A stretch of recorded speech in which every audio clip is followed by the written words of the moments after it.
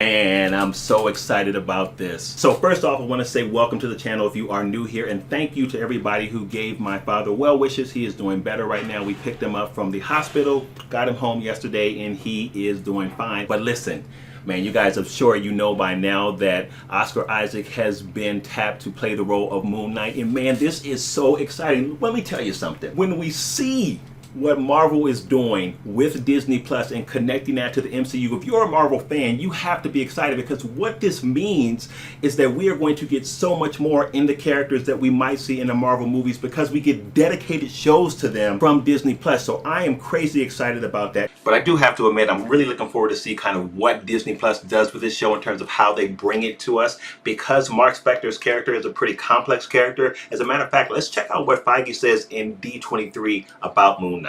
Moon Knight, a new action-adventure series coming to Disney Plus, a very famous Marvel character for many years. Mark Spector, he was a mercenary, he was left for dead in the Egyptian desert, and he now may or may not be infused with powers from Khonshu, the moon god, or he might just be crazy. It is something very unique and exciting for us. So hearing that little bit of information makes me even more excited about the show, because I feel like there's so much that can be done with this character. And it makes me even more excited about possibly even seeing Moon Knight in an MCU movie. But how will Disney play this character? Now, for those of you all who don't know a lot about Mark Spector, he is a mercenary, and there are different storylines to how he became Moon Knight. There is one, which is his first storyline, where he's bitten by a werewolf, and thus he becomes the Moon Knight, i.e. werewolves tied to the moon, Moon Knight. But there's a retcon story, the one that I prefer, I hope they go with, that has Khonshu in it, the moon god, where he is almost dead in Egypt. He comes in contact with the moon god Khonshu, who basically grants him life. And I hope that they go with that story, because I think that rendition or that storyline of Spector is much more interesting. So there's a lot of material for Disney Plus to work with here. And the fact that we've gotten something official, and now that we know that we've gotten Oscar Isaac to play Moon Knight, is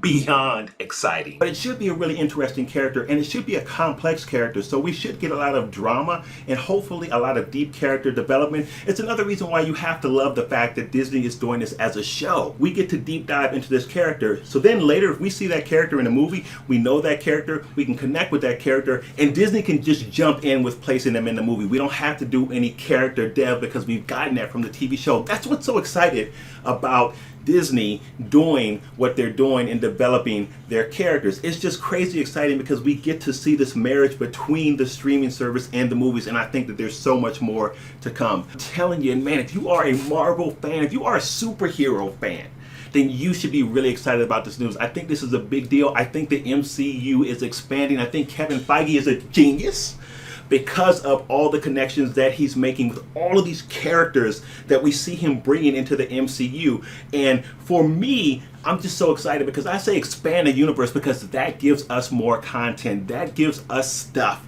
to really look forward to. And I don't think that any character is too big for the MCU. I've made this argument before. Bring anybody in now. You have set the stage. You are able to do that. You've had Thanos in.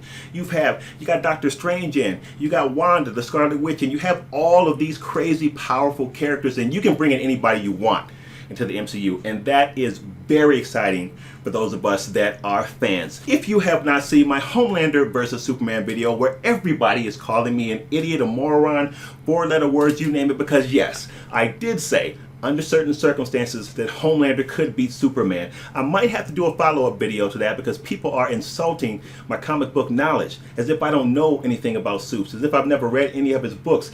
I've read them since the golden age of comics, so I do know about Superman. I might have to do a follow-up video and defend my honor. But if you want to see my assessment of Homelander versus Superman, you can check that out right here, and I'll meet you there.